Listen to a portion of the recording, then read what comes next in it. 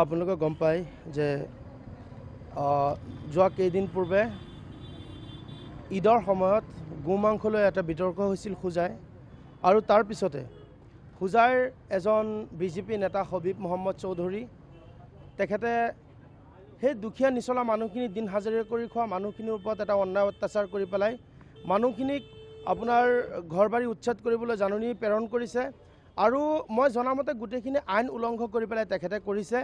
আৰু মানুহখিনিক নিৰীহ লোকক কৈছিলে, আমাৰ আই মাতৃসকলক অশ্লীলতা হানি কৰি পেলাই কৈছিল যে লেংটা কৰি পেলাই মানুহক পিটনা দিব, আৰু তাৰপিছত সেই মানুহখিনিক ঘৰ বাৰী জ্বলাই দিয়াৰ ভয় ভাবুকি প্ৰদান কৰিছিল।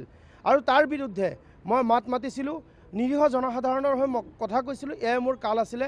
আৰু তেওঁলোকে প্ৰত্যেকটো হোজাই জিলাৰ থানাই থানাই মোৰ বিৰুদ্ধে এজাহাৰ দাখিল কৰিছিল।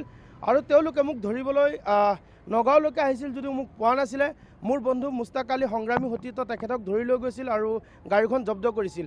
তাৰপিছতে মই যোৱা শুক্ৰবাৰে মই নিজে গৈছিলোঁ ডবকা থানাত, গৈ পেলাই মই তেওঁলোকৰ লগত যোগাযোগ কৰিছিলোঁ, অ'চিৰ লগত মই আলোচনা কৰিছিলোঁ।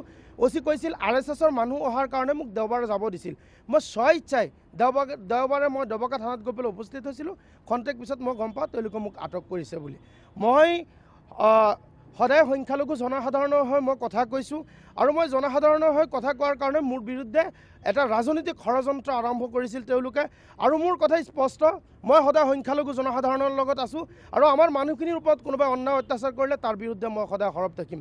আৰু ইতিমধ্যে আপোনালোকে গম পায় যে মোৰ এই গোচৰটো পঞ্জীয়ন কৰি পেলাই মোক 3 দিন আপোনাৰ হোজাই থানাত ৰাখিছিল, আৰু যোৱাকালি মোক জেল হাজতলৈ প্ৰেৰণ কৰিছিল যদিও মই ইতিমধ্যে আজি মোৰ জামিন মঞ্জুৰ হৈছে। আৰু মই বিশেষকৈ মোৰ আইনৰ প্ৰতি যথেষ্ট মোৰ বিশ্বাস আছিল, আৰু সেই বিশ্বাসৰ প্ৰতি তেওঁলোকে আস্থা ৰাখি আজি মোক আহিবলৈ দিছে। মোৰ কথা স্পষ্ট, সংখ্যালঘু জনসাধাৰণৰ ওপৰত কোনোবাই অন্যায় কৰিব, মই মুছাব্বিৰ কেতিয়াও থমকি নৰওঁ।